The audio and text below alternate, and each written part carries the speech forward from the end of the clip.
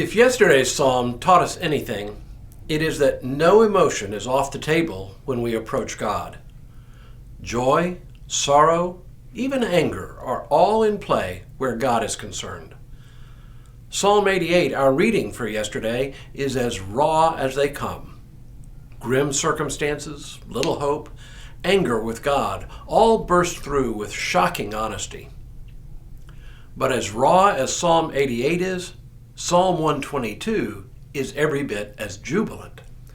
It is a psalm of joy at the prospect of visiting the holy city of Jerusalem. Hello, I'm Stuart Baskin, pastor of First Presbyterian Church of Tyler, Texas. Let me begin by reading Psalm 122. If you have a Bible handy, you might want to hit pause for just a moment and open your Bible to follow along. Keep in mind, your version may read a little differently from the one I use, the New Revised Standard Version. A Song of Ascents of David.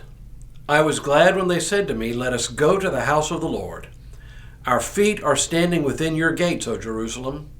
Jerusalem, built as a city that is bound firmly together. To it the tribes go up, the tribes of the Lord, as was decreed for Israel, to give thanks to the name of the Lord.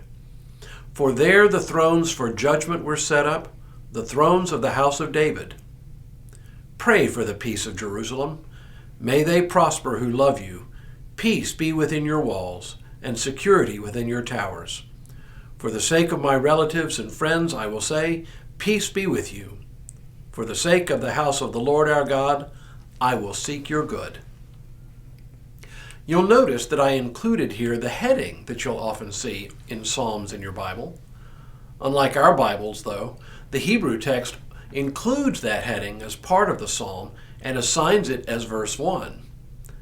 The significance of this particular heading, a song of ascents, refers to the idea still current in modern Judaism that one doesn't simply visit Jerusalem or travel to it, one goes up to Jerusalem.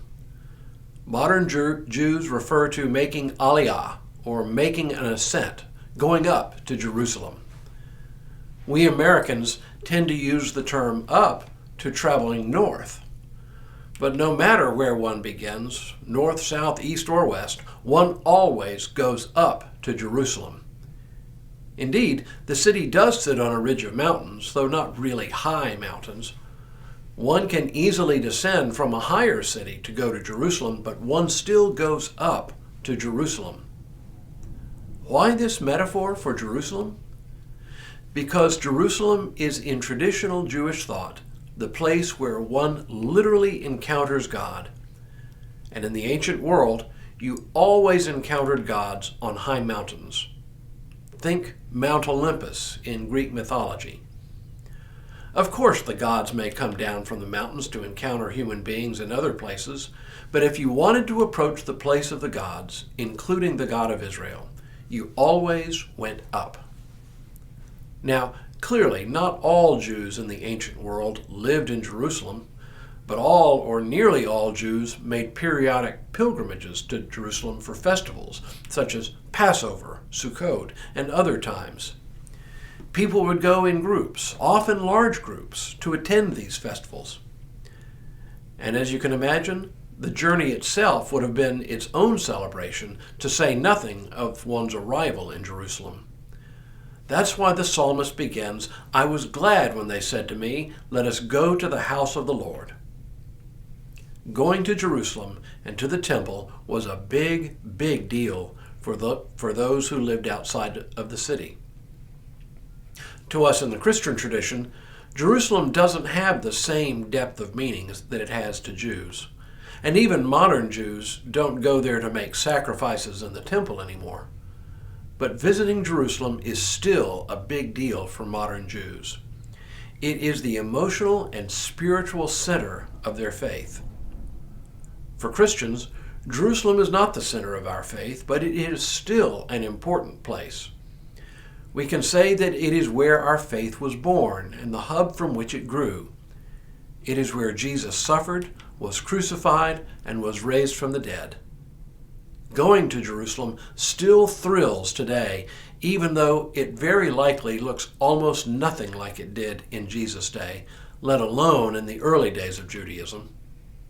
Like all ancient cities, it is built in layer upon layer, the new often being built on top of the old.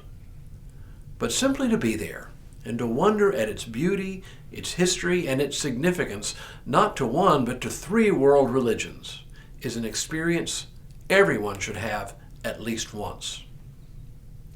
The psalmist's plea at the end to pray for the peace of Jerusalem is as meaningful today as it ever was, and perhaps even more, for it is in Jerusalem where the tensions of the world unite.